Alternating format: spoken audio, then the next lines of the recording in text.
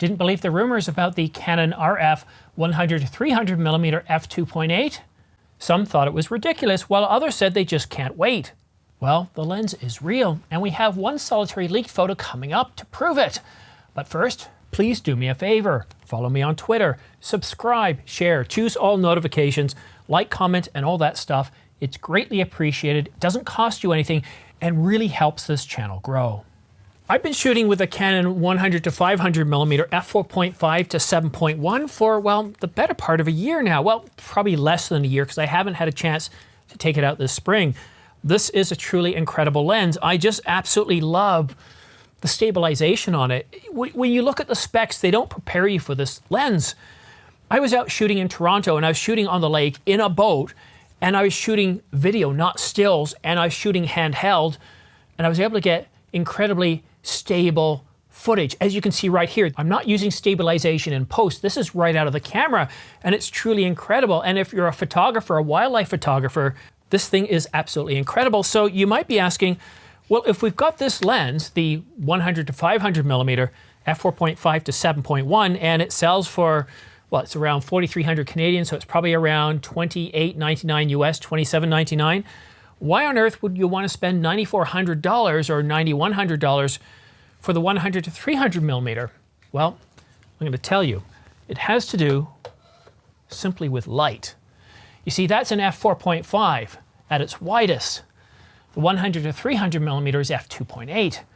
And when it comes to shooting sports inside, outside, no, this is not a problem. But if you're shooting sports inside, such as basketball, whether pro or amateur, March Madness, or if you're shooting hockey, well then, in those low light situations, f2.8 means the world. It's huge. To be able to shoot at f2.8 between f4.5, the difference is that you're going to get your shot perfectly exposed, looking great, no blur, versus what this will produce. And I can tell you, if you're going to be pushing low light with this thing here, even at 100mm where it's f4.5, you're definitely going to notice noise, and it's not going to look very good. All right, now that we've gotten that out of the way, let's take a look at the solitary leaked photo proving that the Canon RF 100-300mm f2.8 L series image stabilized USM is actually real.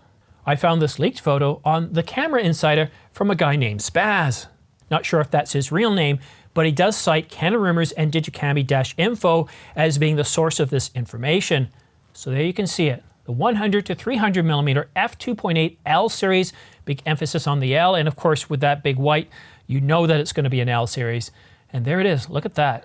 It's beautiful looking, mounted to the R3.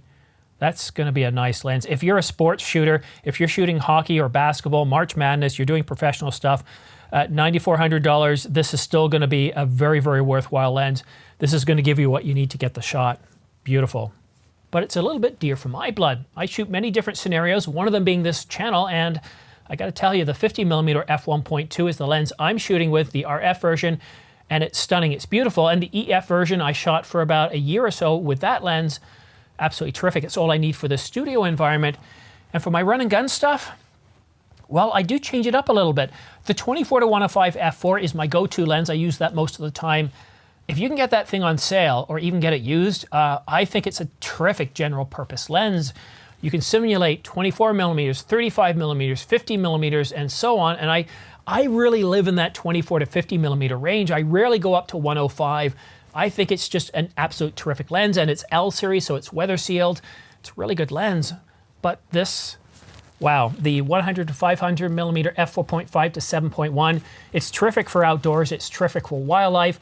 I've actually even used it inside shooting my son when he was doing karate lessons, and you know, there was a bit of noise because of the, you know, you're shooting in an indoor environment, but still, I was very happy with it because when you got all those other kids around, you got all the other parents around, you're trying to just focus on your son, and that lens gave me an awful lot of options here. But shooting outside, it's an absolutely terrific lens, capturing turtles and cranes and other wildlife. And the nice thing about it, and if you put on the 2x extender, the wildlife that you're capturing, what you're focusing on, they don't even know you're there. However, I gotta warn you though, when you put on an extender, you do lose some of the, well, the detail. When it comes to these super telephoto lenses, the 100-500mm, 100-300, 800mm, whatever it is you're shooting with, try to avoid the extenders because that's where you're gonna get the maximum sharpness and detail. And if you're shooting birds, the last thing you want is an extender in the way to just soften that detail, because what's really amazing about a bird is when you get up close, you see the face, you see the beak, you see the feathers. It's just truly amazing the level of detail you see. It's not like shooting a portrait of a person where you want to soften the images a little bit. When it comes to wildlife, you want all that detail. So that's a bit of a recap of the lenses I shoot with. I also have the 100mm macro f2.8. It's also a terrific lens, but I really don't use that one a whole lot because it's not a type of scenario that I shoot a whole lot. But when I do need to get in close and I want a macro, yeah, that 100mm is absolutely terrific. And if you want to stay up to date on all the latest camera news and rumors, what more details we're going to get on the 100 to 300mm, the Canon EOS R5 Mark II, new cinema cameras that we're expecting to be announced around NAB 2023. And I got to tell you right now that don't expect any announcements at NAB, but in the weeks after NAB, we can expect some announcements. And this isn't uncommon. Canon's done this before. They've given NAB a complete miss, and then shortly after that, there's some other conferences or other trade shows coming up, and we're definitely going to get some Canon announcements, but doesn't mean we can't expect some interesting announcements at NAB. Stay tuned, subscribe, and choose all notifications. I have a video coming up sometime, I think Wednesday, that you're going to want to catch.